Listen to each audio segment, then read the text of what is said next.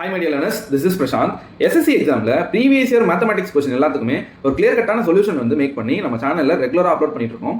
So நீங்க exam prepare பண்ணிட்டு இருக்கீங்கன்னா கண்டிப்பா இது வந்து உங்களுக்கு யூஸ்ஃபுல்லா இருக்கும். ஸோ நம்ம சேனலை சப்ஸ்கிரைப் பண்ணிக்கோங்க. இன்னைக்கு ஒரு previous year mathematics question தான் சால்வ் பண்ண போறோம். ஸோ நல்லா கவனிங்க. Let's get into the problem. Stay tuned.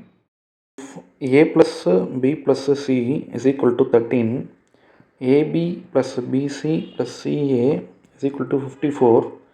Then we have to find a²+b²+c² வேல்யூவை கண்டுபிடிக்கணும். ஸோ இது எப்படி கண்டுபிடிக்கணும் அப்படின்றத பாருங்கள். ஸோ இப்போ கொடுத்துருக்கிறதுலேருந்து நம்ம வந்து ஒரு ஐடென்டிட்டியை நம்ம ஈக்குவேட் பண்ணலாம். என்ன ஐடென்டிட்டினா, it is nothing but a+b+c the whole square is equals to a²+b²+c² plus 2 of ab+bc+ca. So இந்த ஐடென்டிட்டியில் நமக்கு கொடுத்துருக்கிற வேல்யூ எல்லாத்தையும் அப்ளை பண்ணுவோம்.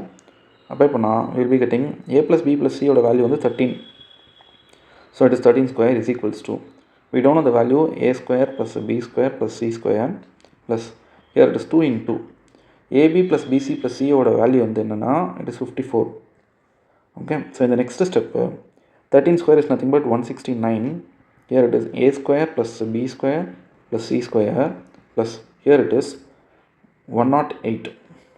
so in the next step a²+b²+c² is equals to 169 minus 108, and the 108 goes to the left hand side. So we will be getting a²+b²+c² is equal to, it is 61. So the answer is 61, option A.